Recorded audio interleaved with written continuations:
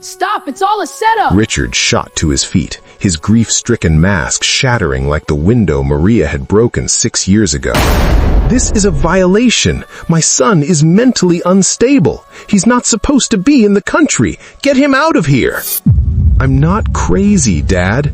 Evan's voice shook but didn't break. He took another step forward, and Maria could see the pain in his face, the way each movement cost him something. She knew that cost. She paid it every morning when her hip clicked as she stood.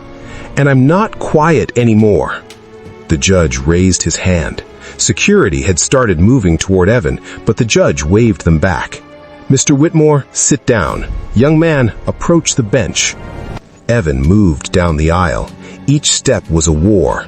Left crutch, drag the leg. Right crutch, drag the leg. The courtroom was silent except for that sound and Evan's labored breathing. Maria's hands gripped the table. 6 years. She'd gone 6 years without seeing him, and now he was here, walking toward her on legs she'd broken to save his life, walking on braces that cost more than her lawyer had spent on her entire defense. When he reached the front, he looked at her first, really looked at her. His eyes were wet, and Maria saw everything in them. The 4 years of bedtime stories, the scraped knees she'd bandaged, the nightmares she'd chased away, and the 6 years of separation that had carved holes in both of them. "Hi, Rhea," he whispered. Maria's throat closed. The nickname, he still used it. After everything, he still called her Rhea. Evan turned to the judge. His hands trembled on the crutches. "He lied," he said. "My father lied about everything." Richard's lawyer was on his feet. The man wore a suit that cost more than the public defender made in 6 months. Maria knew because she'd heard the prosecutor joke about it in the hallway. "Your Honor, this child has been through severe trauma. He's been in intensive therapy in Switzerland for 6 years. He's not a reliable witness to events he can barely remember." "I remember everything," Evan said. His voice was stronger now. "I remember every single second. I've been remembering for 6 years while I learned to walk again so I could come here and tell you the truth." He reached into his jacket with shaking fingers and pulled out a small, water-stained tablet. The screen was cracked, the edges melted. "I was making a video the night of the fire, for my YouTube channel. I was 7. I was going to film myself beating a video game level." He held it up. "I hid the tablet in my cast at the hospital, taped it to my leg while the doctors set my bones. I've kept it for 6 years. I've been waiting until I could walk, really walk, to show you, because I needed to be able to stand when I told the truth." The judge leaned forward. "Bailiff, connect that device." Richard stood again. His composure was cracking, and Maria could see the real man underneath, the old one who'd fired their gardener for asking for a raise the same day he'd bought a 3rd vacation home. "Your Honor, this is absurd. That device could be tampered with. It's been 6 years. There's no chain of custody. This is a desperate attempt to—" "Sit down, Mr. Whitmore, now." The bailiff took the tablet carefully, like it was evidence in a murder trial, which Maria realized with a jolt it was. Her murder trial. The courtroom held its breath as he connected it to the display monitors. Maria watched Evan. He was still looking at her, and in his eyes she saw the weight of 6 years. 6 years of physical therapy, 6 years of pain, 6 years of waiting for this moment. The video started. Kindly subscribe, like, and hype to our channel now. A new year blessings awaits you. Ho, ho, ho. The footage was shaky, filmed from a child's perspective. 7-year-old Evan's face filled the screen, gap-toothed and grinning. His front tooth was missing. It had fallen out the week before, and Maria had saved it in a jewelry box she kept by her bed. Not Evan's bed. Her bed, in her tiny apartment where the ceiling leaked and Rosa slept on a futon in the living room. "Hey guys, Evan here, and tonight I'm gonna finally beat the dragon boss in Kingdom Quest. I've been trying for like 3 weeks, and Rhea says if I beat it, she'll make me a special breakfast tomorrow with the shaped pancakes." He stopped mid-sentence. His head turned. "Do you guys smell that?" The camera swung around. Smoke was curling under the bedroom door, thin tendrils reaching across the hardwood floor like fingers. Evan's breathing changed, got faster. That's not good. Rhea? Rhea! The camera jostled as he moved. The door came into view, solid oak, custom made, with a digital lock panel Richard had installed throughout the house. Smart home technology, he'd bragged to his friends. I can control every door, every light, every camera from my phone. Evan reached for the handle. It didn't turn. His small hand pressed buttons on the panel. The screen flashed red. Remote lock engaged. Admin override. What does that mean? Evan's voice cracked with fear. Rhea! Then Maria's voice came through, muffled but desperate. She was outside the door, and the camera picked up the sound of her fists pounding on the wood. Evan, baby, I'm here. The door won't open. It's locked, Evan called back, his voice rising toward panic. The buttons aren't working. I know, baby, I know it's locked. Maria's voice was frantic now, and beneath it, Maria in the courtroom could hear something else. Her brain had started doing the terrible math, calculating how to save him.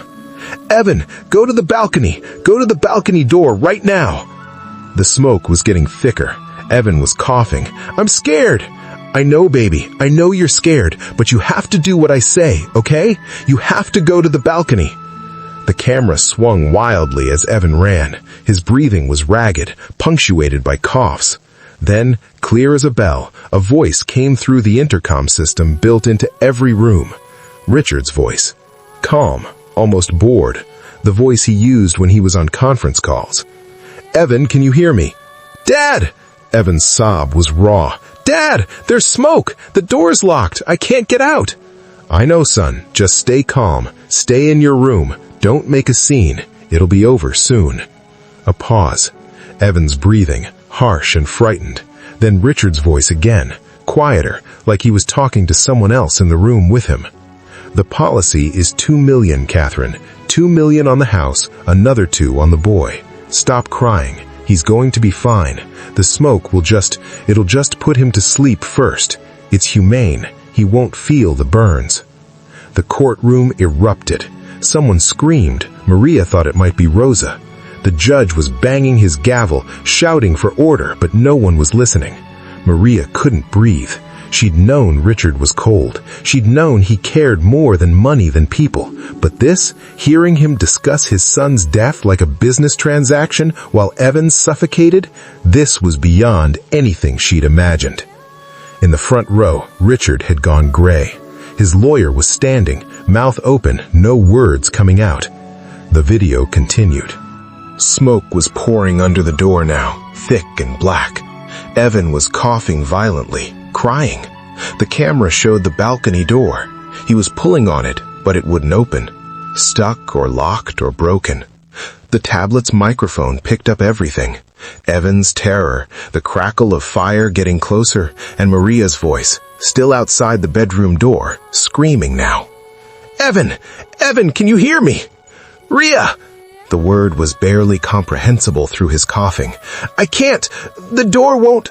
The bathroom! Maria's voice was hoarse from screaming, but suddenly sharp with purpose. Baby, is the bathroom door open? Confused sounds. Movement. Yes? Go to the bathroom. Lock yourself in. Get low to the floor. I'm coming, baby. I'm coming right now. The camera swung wildly. Evan ran to the bathroom. The image showed him crouching by the bathtub, the tablet propped on the counter, still recording. He was sobbing, his small chest heaving. The smoke was visible even in the bathroom now, seeping under that door too. Then, the sound of glass shattering. Evan's head jerked up. Through the bathroom doorway, through his bedroom, Maria appeared at the balcony door. But she wasn't outside. She'd come through the adjoining bathroom window, had climbed along the outside ledge 20 feet above the ground to get to him. Her hands were bleeding. The decorative vase she'd used to break the window had cut her palms open. Her uniform, the gray dress with white collar that Catherine made her wear, was torn and covered in dirt from the climb. Evan! She grabbed him, and the tablet fell from the counter, clattering to the floor, but still recording. The camera captured audio now, and video of the ceiling, and Maria's voice, shaking but steady. "Listen to me, mijo. We have to jump." "I can't. It's too high. Ria, I can't." "I know, baby. I know it's scary." Maria's voice broke, and in the courtroom 6 years later, Maria heard herself shatter. "I know it's going to hurt, and I'm so sorry. I'm so sorry. But broken bones heal, sweetheart. Burns don't.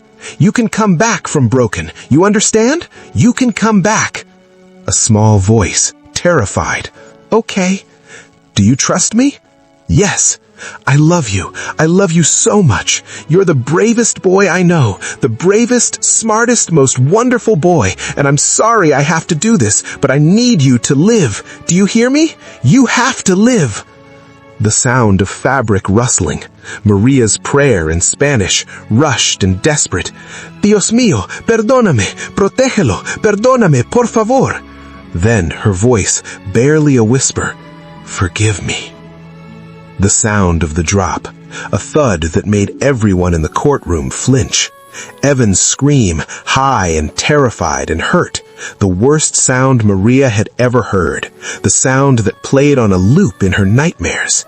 Then another thud, heavier, Maria jumping, her groan of pain sharp and immediate. Then her voice, urgent, breaking. "I got you, baby. I got you. Mama's here. Stay still. Don't move. Help is coming. You're okay. You're going to be okay."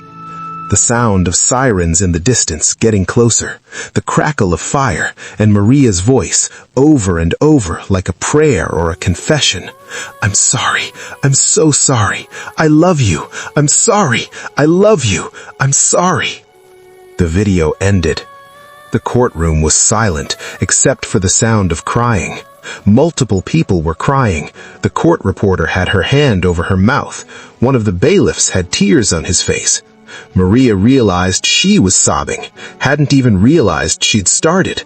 The sound of her own voice saying "forgive me" had broken something open inside her chest. The judge removed his glasses with shaking hands. He was an older man, close to retirement, and Maria could see he'd heard terrible things in his courtroom before. But this was different. "Mr. Whitmore," he said quietly, "stand up." Richard didn't move. His face was gray, his eyes darting toward the exits like a trapped animal. His expensive lawyer had stepped away from him, actually physically moved his chair back. "Bailiff, take Mr. Whitmore into custody. Now." The officers moved fast. Richard tried to run, actually tried to run like he hadn't just heard the evidence of his own voice discussing his son's murder. But there was nowhere to go. The handcuffs clicked, and the sound was the most beautiful thing Maria had ever heard.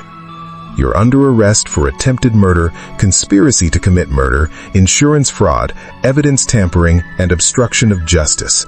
You have the right to remain silent." Catherine Whitmore was already gone.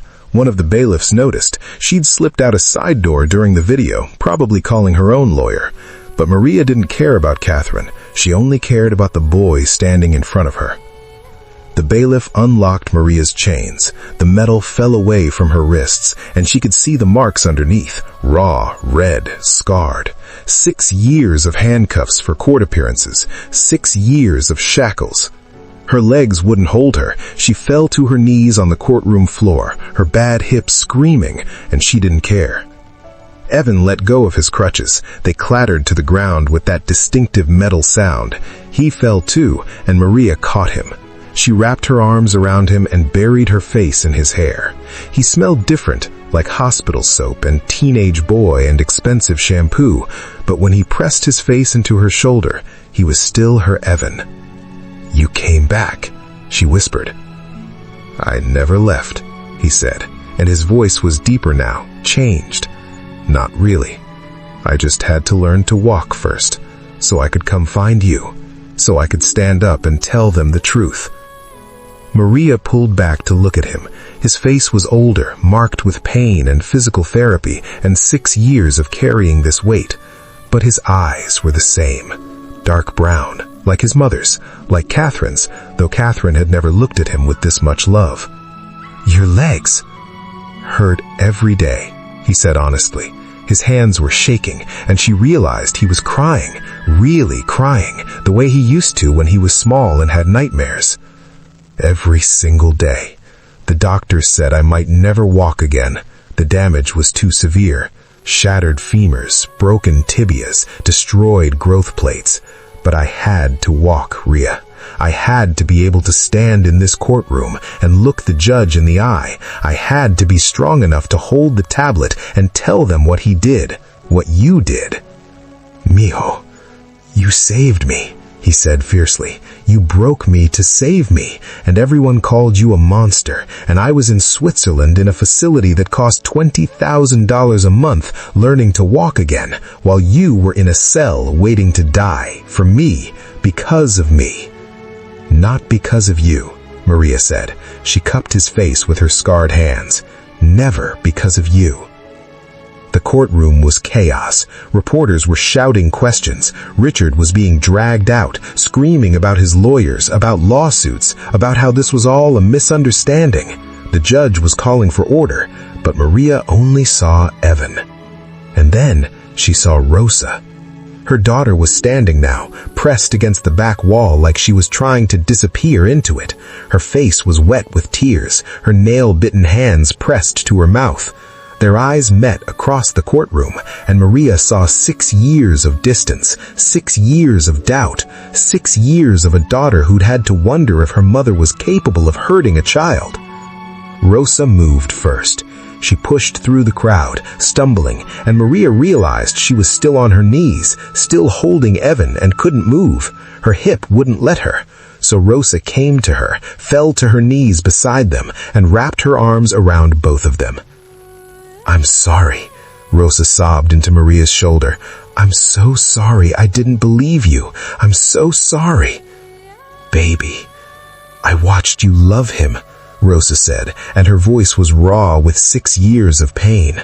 "I watched you braid his hair the way you used to braid mine. I watched you learn his favorite songs and forget mine. I watched you make shaped pancakes for him with grocery money, and I ate generic cereal. I watched you become his mother, and I hated you for it." Maria's heart broke. "Rosa, but I saw the video. I saw your face when you dropped him, and you looked at him the way you used to look at me, before the bills, before the exhaustion, before you had to choose between keeping me fed or keeping me company. You didn't love him more. You had enough space to breathe in that house. With me, you were drowning, and I blamed you for trying to come up for air." "I'm sorry," Maria whispered. "I'm so sorry. I missed your 10th birthday because he had a fever. I missed your school play because they needed me to work late. I missed everything. You were surviving. We both were, and I should have believed you. I should have—" She couldn't finish. The 3 of them stayed there on the courtroom floor, holding each other while chaos swirled around them. Evan between Maria and Rosa, this boy who'd broken Maria's family and somehow was helping put it back together. Henderson stood nearby, watching over them like a guard, his weathered face wet with tears. Eventually, the bailiffs helped them up. Maria's hip screamed as she stood, that distinctive click audible. Evan heard it. He saw his face change, saw him recognize the sound of permanent damage. His legs shook after being down so long, and he grabbed for his crutches. They helped each other. Maria's hand on Evan's elbow as he steadied himself, Rosa's arm around Maria's waist supporting the bad hip, Evan's shoulder under Maria's other arm. 3 people, broken in different ways, holding each other up.